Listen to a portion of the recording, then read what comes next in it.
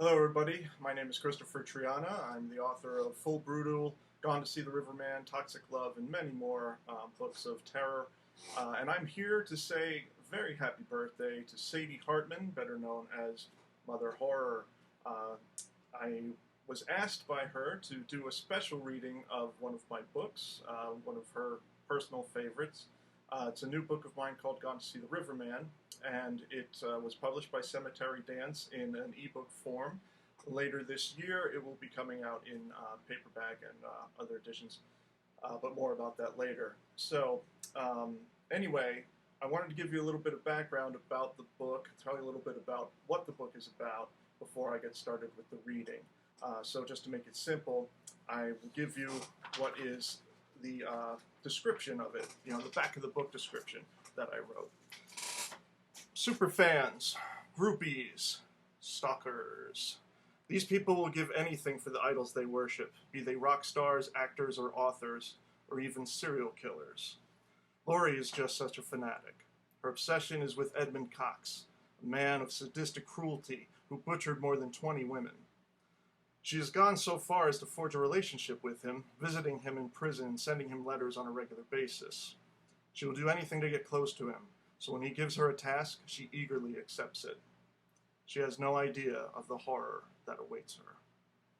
Edmund tells her she must go to his cabin in the woods of Killen and retrieve a key to deliver to a mysterious figure known only as the Riverman. In her quest, she brings along her handicapped sister, Laurie, and they journey through the deep, dark valley, beginning their trip upriver. The trip quickly becomes a surreal nightmare, one that digs up Laurie's personal demons, the one she feels bonds her to Edmund. The river runs with flesh, the cabin is a vault of horrors, and ghostly blues music echoes throughout the mountains. Soon they will learn that the Riverman is not quite fact or folklore, and definitely not human. At least, not anymore. And the key is just the beginning of what is required of Laurie to prove she's worthy of a madman's love. So I'm going to read you a scene from about page 50 of the book. In this scene, Laurie and her sister Abby, who is mentally handicapped, they are going through the woods based on what Edmund has told Laurie to do. They're searching for the Riverman. On the way there, they come across different people, all country folk that live out in this rural area by the river. And one of them is a man named Buzz. He's an old country black man. He's very friendly to them, very nice. And since a storm is coming, he allows them to come into his shack, so they can stay safe from the storm. And in doing so, Laurie starts to kind of question him because he's been living out there for so long. She figures she can get answers from him about who the Riverman really is and why she's out there to find him. So I'm going to go ahead and read that scene for you now. The shack was twice as large as Edmund's, but still a small living space. It had begun to rain, and the drops clacked on the tin roof like firecrackers. A wall of chicken wire surrounded Buzz's coop. A weathercock spun atop it, squealing for oil.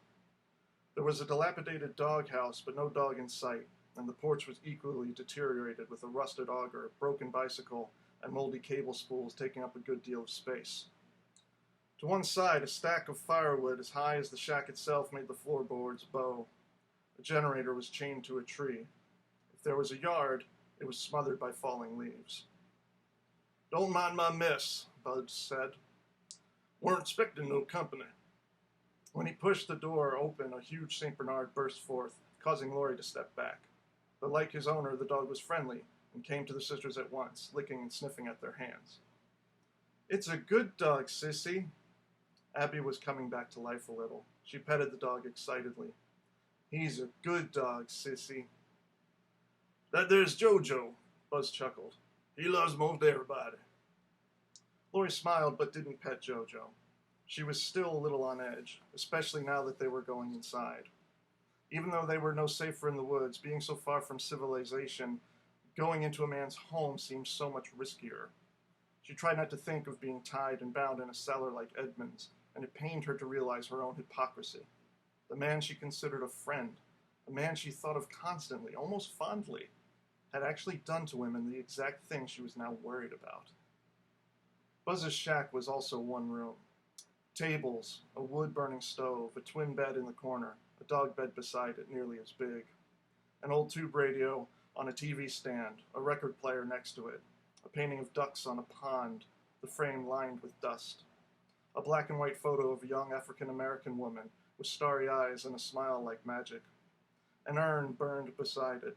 An urn sat beside it, In one corner was a coat rack with a worn fedora on a rung, 2 fishing poles beside it.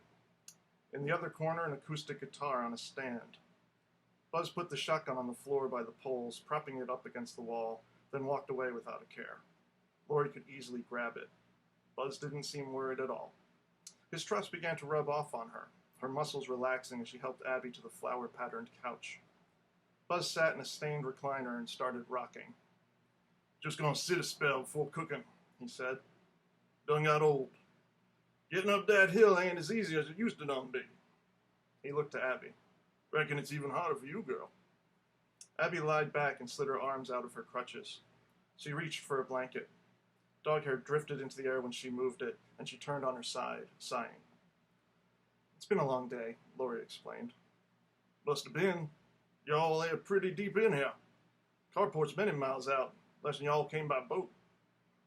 "No, we parked on the edge of the woods where the trail begins. We've been walking all day." Buzz shook his head. "All because your friend done told you to?" Lori shrugged. I didn't think it'd be all that difficult." "Difficult? You're going to see the riverman, and you think it ain't going to be difficult?" Another shrug. "I don't know what I thought." "You must really like this old friend of yours to go doing something like this here. These woods, they ain't so friendly."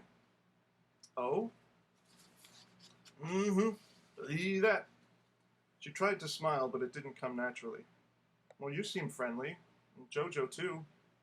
"Well, much obliged, but we be the exception. These woods..." He trailed off. Having heard his name, Jojo came over and sat between them, huge and slobbery.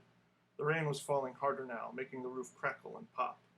A carefully positioned array of pots and pans caught the water that trickled through. "But you live out here," Lori said. "There must be something you like about it." Buzz leaned back and folded his hands. "Flutter John's done been in killing a lot of years. Used to live on the other side of the river, in a cabin not much bigger than this. That's where I was born, right inside that cabin. See, Daddy didn't like nobody after the war. Wanted us to live in these woods deep, so that's what he done did. I was raised on this here river and would have never left if it ain't been for my Hattie." He pointed to the urn and the photo beside it. "Your wife?" "Oh, yeah. My sweet little Hattie. Met her in town, you know. I was working at the steel mill and used to eat lunch at the diner she done worked at. When we fell in love, she told me all she'd ever wanted was to get on out of this place. So I got me a job up in Canton. We got married and had us family there. Once she was dead and gone and the kids done moved away, I couldn't stand to be in the house alone no more. It all just reminded me of her too much. So I came on back home to kill him. Guess in a way, I always knew I would. Nobody leaves this river for long. Believe that." Buzz reached to the end table beside him and opened a cigar box. Instead of a stogie, he pulled out a mail pouch sack and tucked a pinch of tobacco under his lip. He was looking out the window, through the tree branches and the falling rain, out into the woods, as if seeing something far gone, though never forgotten. He was a talkative man, and Lori felt she could use his loneliness to keep him chatting, maybe unearth whatever it was he knew about this river and the man named after it. "Why do you say that?" Lori asked. "About no one leaving the river." "'Cause ain't nobody does." Buzz spit into a can of Pabst that had its lid peeled off. Beside Lori, Abby snored softly, the purrs of a cat. There were dark rings under her eyes, and her flesh was ghostly, face sunken.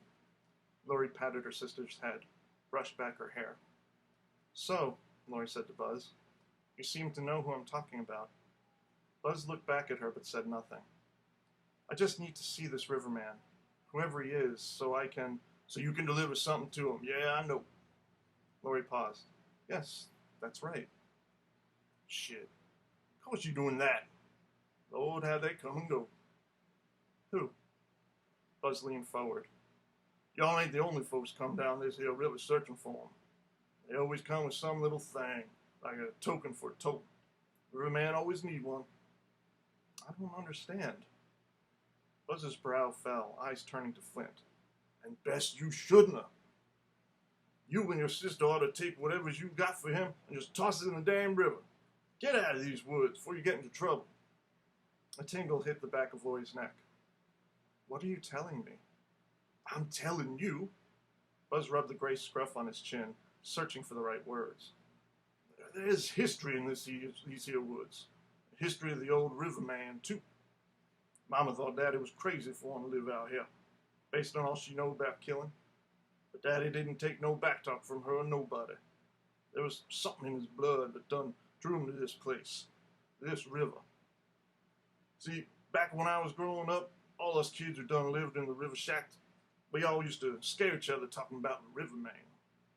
He was like a ghost story. I don't know where the story started, and I don't remember ever not knowing it. But it goes like this here. You know them old stories about a blues man selling his soul to the devil to be the best guitar player in the world? Lori nodded. Buzz continued. Now that's what they say about Robert Johnson, that he sold off his soul to the Prince of Darkness down in Mississippi. Lots of songs about selling your soul to Satan, lots of stories. Riverman was a story like that, only he didn't make no deals with the devil. People along this river make deals with the Riverman. Deals like the one Robert Johnson made with Satan. Buzz spat into his beer can. His weathered face was a canyon carved by hardship, the lines deep enough to hold a dime in. Darkness was settling in now. He reached for the oil lantern at his feet, brought it to the table, and lit it. The shack flickered an orange glow like the inside of a jack-o'-lantern. Riverman ain't wanting nobody's soul. What he wants is for your soul to be as bad as his. You get what you want without having to do anything for him, but somehow he just brings out the worst in you. You go rotten in your heart after dealing with the Riverman. That's what I growed up believing. Everybody knew somebody that don't make a deal with him. And they got their wish, but ended up doing terrible things, too. Not because they owed it to him, but because he sort of, inspired them. Lori crossed her arms. She hadn't been prepared for mountain folk superstitions. She'd expected the Riverman to be a mere nickname. Now she felt like she was literally chasing a ghost. What kind of terrible things? She asked. Shit. Setting fires, robbery, murder, all kinds of stories about mamas poisoning their babies and tossing them in the river. Men raping and cutting up little girls. Them stories been told around these here parts forever and a day. That's 'cause this land's been home to so much blood. It's cursed earth. Really? Oh, shit, yeah. Going back to when it was first settled. Original name of this here place was Killing. That's how bad it was. That's why ain't nobody want to live out here. They changed the name to Killing, but that shit don't help none. Only folks on this river are those sorry enough to be born here. We just can't shake it loose. Buzz settled back into his chair and shifted the dip in his mouth. Lori put her elbows on her knees, inching closer, wanting more answers. You think this Riverman is real? Buzz seemed to mull this over. Depends on what day you ask me. Months can go by and everything's peaceful in these woods. River's like a sleeping baby. Makes me think that Riverman is just tall tales. But then something awful happens, and that fear I felt as a little one comes creeping on back. I lived here all my life, and I ain't never seen the Riverman. I know it's got to be just tall stories. I'm a grown man, and I don't want to believe. But I'm old enough now to know there are some things nobody can ever really understand. Some folks believe in God. They believe in the devil. Why not the Riverman? Something's got to make people want to kill each other. Something's got to make a soul go bad enough to make somebody rape and murder. You can call it whatever you want. Around here, it's always been him. Always the Riverman. Lori nodded. But he is a real person, like flesh and blood. Reckon the only folks who know that are the fools who done go to him. Got to be invited to the Riverman, just like your friend invited you. That's how it worked. Like a chain letter, like dominoes. One person gets what all they want from him, and then they send him someone else to make a deal with. Looks like your friend done chose you. Lori closed her eyes. Her fingertips had gone numb. It was full dark now. Night had come upon them almost without notice, and it made her feel smaller somehow, weaker. And the trinket? She asked. That's how the Riverman knows you're for real. When you get something sent to him, you can't come empty-handed. When bringing him something special, something that proves you got what makes it you bring him something special, something that proves you got what it takes to uphold your part of the deal. Most times, it ain't really what you got, but how you got it. The rotting carcass oozed through Lori's mind, and she winced it away. This all seems crazy to me. I mean, why would my friend send me out to chase some grim fairy tale? That doesn't make sense. Well, shit, that's what I thought when you done told me. Told your friend must be crazy, didn't I? What are they anyway? Lori wondered if Buzz would recognize the name, or if these hillside hermits never spoke to one another. Edmund said the shack had been in the Cox family for generations, and Buzz had lived out here most of his life. It seemed likely he would know who Edmund was and be familiar with the horrible things he'd done, some right along this river. His name's Eddie, she said, telling a half-truth. This was not a nickname Edmund had ever used. Buzz's eyes flashed with recognition anyway. His mouth fell agape, the sludge within threatening to spill out like black vomit. Only one had ever been up round here. I sure hope he ain't your friend. She should have lied. She knew that. But in a way she wanted Buzz to know. It was almost impossible for her to not brag about her special kinship with a celebrity of sorts. She could only hope Buzz wouldn't kick them out into the cold rain for associating with the local serial killer. Tell me you don't mean Edmund Cox, Buzz said. She hesitated before admitting it. Lori had never seen a black man go pale before. Buzz's face was suddenly ashen, as if he were lying in his coffin, shocked at his own death. With some difficulty, he stood up from his chair and went to the window, leaning on the sill. He spat out his wad of dip into a spittoon by the coat rack. How? He asked. How what? How could anybody be friends with a sumbitch like that? You gots to know what all he done did. Lori sighed. I do. And you still call him friend? She paused. Yes, he is. Friend. He's Sissy's special friend, Abby said. She turned over on the couch, her bleary eyes fluttering. She's gonna marry him someday, and I get to be the bestest maid. Buzz turned around, facing the sisters. Lori was sure he was going to tell them to get the hell out of his house and never come back. Instead, he just shook his head, his face flickering with bewilderment as he went to the kitchen. He opened a cabinet and took out a bottle. Need wild Irish rose to get my head round this.